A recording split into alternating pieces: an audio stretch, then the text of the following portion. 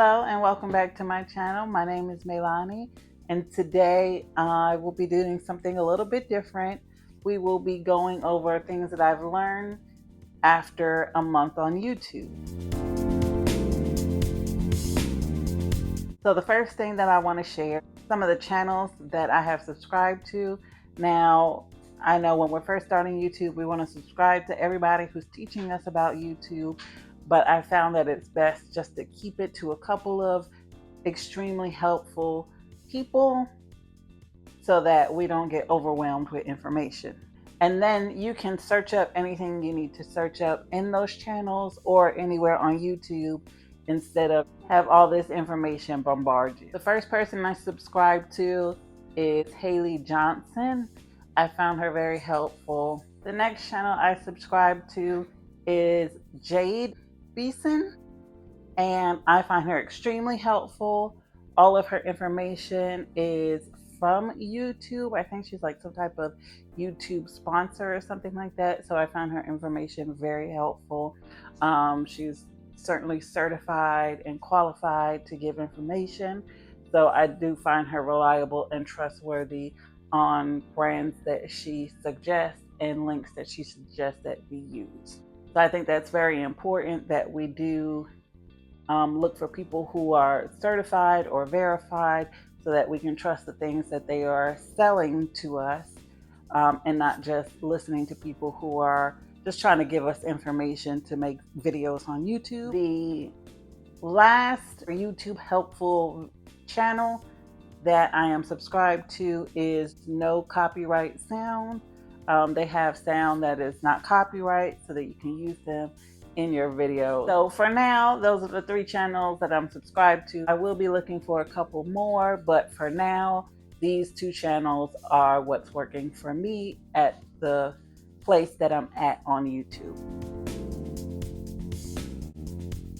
I want to share a few videos that I use to get started on YouTube if you're really just starting out on YouTube. So the first one is 18 key things I do after I upload a video. I find that the first half of the video is very helpful, and the second half of the video is more not stuff that I need right now and not stuff that would be very helpful to you right this moment. I would recommend a lot of what she's saying. I don't necessarily recommend every link. I would just do my own research on what would be the best site and apps for me to use rather than just blindly listening to what she said. She could be certified, I don't know, but I do find that the very first half of her video is amazing for getting started and a lot of useful information. The next video that I would recommend is called Repurpose Your Videos Quickly and Easily. This one is a great one to get started on making shorts and things like that. She does recommend a site called Riverside, which looks like an amazing site, but it is not free. I'm sure you can get a free trial and get started on there. But just starting out, I'm not going to pay for anything. And I don't want to start a free trial and get excited about it. And I don't know how to do the things. So I want to learn how to do the reels and the shorts on my own and edit on my own before I use something like Riverside where it makes it completely easy. If you're not into that, go ahead and check it out. I use the app called Mojo. This is what I use to edit my shorts, my reels. You can pick what format on any platform. It is free to start off, and you can full edit for free. A lot of other apps, you have to pay to edit. I downloaded a whole bunch of apps, and I found that this one is the best to start off for free. Again, do your own research. I am also another YouTuber making videos, but I did research this particular app and it has been wonderful. Also, she uses Riverside. You can use ChatGPT and AI that will also help you edit scripts or even come up with scripts for your videos and come up with video ideas and things like that. You don't necessarily need that other one. ChatGPT is also free, but has a paid version. The next video is how to make thumbnails to get views. This video is great for making thumbnails and learning how to make thumbnails. Canva is also free. The free version will get you a lot of things and get you a long way in editing your thumbnails. You can use Canva and ChatGPT to help you get text, to get keywords, and get all that stuff that you need. She does recommend Upwork and Fiverr for a quick turnaround for those of you who can't take the time to make your own thumbnails or edit your own videos. I have used these sites before, and you do want to be careful, but like she says in the video, spending $5 or $10 is not really going to hurt that much. If you need to do it this way, I do recommend learning to do it on your own because it will future-proof your experience. Just in case anything happens, you know how to do it on your own. Now, this last video that I recommend is reach the right people, grow your audience. And again, this first half of the video is really good, and the second half I would save for another time. She does recommend a few things. I do suggest that you also try Google Keywords. Google Keywords is a good resource for keywords, analytics, and things like that. And it'll show you that gap that she's talking about, the high impact of a topic that a lot of people want to see, but low, like, saturation, I guess is the right word. So those are some resources that I use to get started. Now I want to talk about some things that I've learned.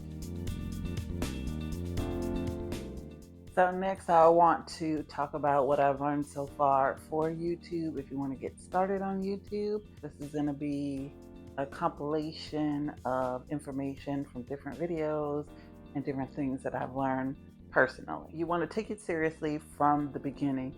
You want to act as if this is an actual job, like a true 9-to-5 job. You don't have to do 9 to 5. Have a schedule set out. Have an actual time frame from when you start them and from when you need them finished. Have set days for certain things, like a filming day, have a research day, a brainstorming day, a posting day, things like that. Make sure you schedule days off and time off where you're not just working all day, every day. You want to make sure that you show up for yourself and your business. With that being said, do the research. I've mentioned this before, but do your own research. This is your job. You've never done YouTube before, and doing the research is your training for the job. Make sure you get the information that you need. Take it one step at a time. Don't go researching for brand deals and things like that when you haven't even learned how to post your first YouTube or make your first thumbnail. Don't bombard yourself with information. Get into the flow of what you're doing and then move on to the next thing. So first, learn to do descriptions, titles, thumbnails, posting. Wait till that is easy, then move on to the next thing. If this is a goal for you in the long run, you can take it step by step. You don't have to rush it. You don't have to do things too fast, because we're playing a long game here. So take it slowly. Learn to do quickly the things that you do learn to do, and then move on to the next thing. That way you're not overwhelming yourself and getting frustrated and then you want to quit. You want to make sure that you have a formula for the things that you're doing. So a formula for how you make thumbnails, a formula how you create titles, a formula how you do descriptions. That way it makes things easier and you'll be able to move on faster. Also, not every idea is the greatest idea. Yes, you may love an idea, but when you post the video, it doesn't do exactly the numbers that you thought it would do or that your other videos are doing. So go ahead and change it up, try different things. There's a thing called A/B testing, especially when you're new. Nobody's looking and really noticing that your description is different or that your title is different or your thumbnail is different. Don't be afraid to change it. So with that being said, you can do all the research that you want to do and learn by watching or reading, but the more you do, the more you learn. You have to put it into practice. You have to be hands-on with it. so that you can actually learn what you're doing. Yes, I've seen people do YouTube. I've watched YouTube for years. I've looked at the descriptions, I looked at the titles, I looked at the thumbnails, and I was like, oh, I could do this. It's easy. But unless you put your hands to it, you don't know what it's actually like. The YouTube analytics do not work the way they work for big YouTubers. YouTube needs information to make these analytics. And so when you're first starting out, you're not going to have that amount of information that you need to really hone in on your titles and thumbnails. And you're going to have to do the guesswork. So again, that research is going to be key for us. The more you post, the more you learn, the more information YouTube gives you. Post as much as you can. I don't have post 3 times a day, 80 reels a day, that kind of thing. I don't know. I'm still researching that part, but it does look like make sure that you're just consistently posting, that every day you're posting something. If your videos are scheduled to go out on Monday and Friday, then make sure that every day that a video is not scheduled to post, that you're posting a short, or you're posting on your community page, or doing both at the same time each and every day, so that you're always posting, so that the eyes that you're looking for find you. It's going to take a minute for YouTube to figure that out, but the more information you give to YouTube and you feed to the algorithm, the more information it would feed back to you. With that being said, I would, like, for the first month, I post on different days. Let's say I post the first week, Monday and Friday, the second week, Tuesday and Thursday, the third week, Wednesday, Sunday. But make sure you post on every day. And so you can get, again, the more information you feed it, the more information you get back, so that you can see when, your views are the most. So I will say, after a month, I do not have the information to say when I should be posting and what time. So I'm going to draw it out to maybe 2 or 3 months, posting at different times each month and posting on different days each time I post. But once I get that information, then I'll have a schedule. I'll know what days work best for me and what time works best for me. And then I will go ahead and make a set posting schedule. I think that having a steady schedule at first does not do you good. Well, if you post every day, then you don't have to worry about that. Just post at different times.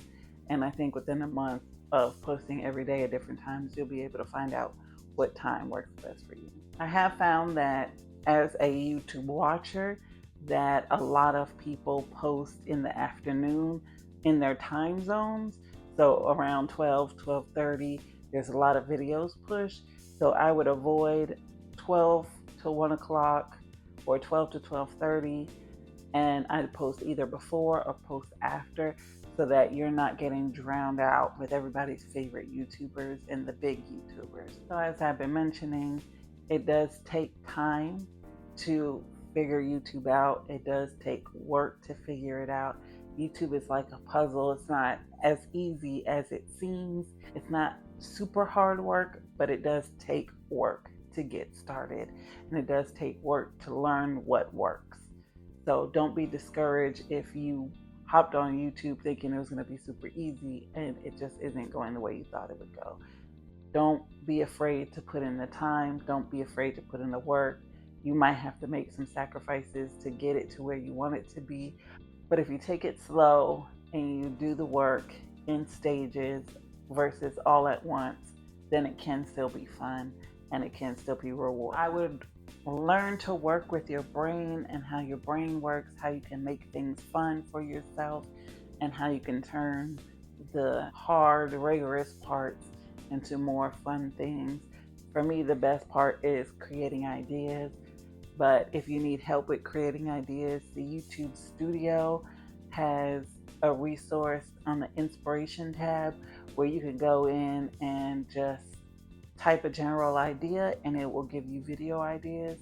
And again, you feed YouTube information, it will feed you back more information. So If you have videos set up already, then if you go on the inspiration tab, it will give you video ideas that you can do based on the content that you've already created, which I think is a fabulous thing because it's not just giving you random information, it's giving you information based on what you're already using YouTube for. YouTube can be done on the app, and the app alone, you miss out on a lot of key features and a lot of help and a lot of analytics when you stick to the phone. Even on the phone, the analytics don't go as deep as you want them to or as deep as you need them to. So I do suggest that you get on a desktop, because even on the website on the phone, it doesn't really work the same way. YouTube Studio that I was talking about is on the actual website and not on the app. I suggest writing down all your ideas in one place. And this way you're able to see the ideas that are kind of similar and mesh them together into one more cohesive video. Because if you just do ideas as you go, you might repeat yourself. You might have like the same idea over and over again, just repackaged in different ways. So I think it'll help you refine your ideas and refine your video. Speaking of that, for your videos, you don't need a script, but I do suggest mapping out your videos, having an outline. Again, this will help you get your thoughts on paper and help refine your thoughts, because I know for me, the way my brain works, when I write something down, it kind of sparks another thought, and I'm able to have a more robust video with better ideas when I actually write them down. And you'll see in a lot of my videos, especially this one, you see me looking down because I'm making sure that I'm hitting my notes. For me, writing it down, it's not a script. They're just bullet points of things that I want to hit, because I know the thoughts that I want to say. But once I put down those bullet points, it sparks another idea, and I'm like, oh yeah, I can talk about that too. And sometimes it sparks a whole nother video, and I can branch off of this idea and do a whole nother video. And one of the videos that I want to do while I was mapping out this video is editing tips. But that idea came from this video in particular. And the last tip that I have for you is, remember that you are a YouTube watcher first. You consume YouTube first before you were a content creator on YouTube. So use that to your advantage. See what makes you excited to watch. What kind of thumbnails stand out to you? What kind of descriptions stand out to you? What kind of titles stand out to you? And use that to your advantage to build upon on your own channel. Also, seeing when you consume YouTube the most. Is it at work or is it at night when you're in the bed? That will help you kind of navigate where to even start on posting. That's all I have for you today. Thank you so much for watching. I do want to make this a series on my channel where every month I kind of go over some things that I've learned being hands-on, what's helping me in the moment on YouTube. So if you'd like to see more of this, go ahead and subscribe, like the video, and hit the bell notification so you get notified when I post videos. And I thank you so much for watching. It's been my pleasure to gather this information and give it to you in one place. Don't forget to look at the videos that I suggested early on that will help you get started on your YouTube journey. And I look forward to talking to you in the comments. Go ahead and let me know if you're going to start, if you've already started, if this video helped you kind of find your way in that. And I'll see you in the next one.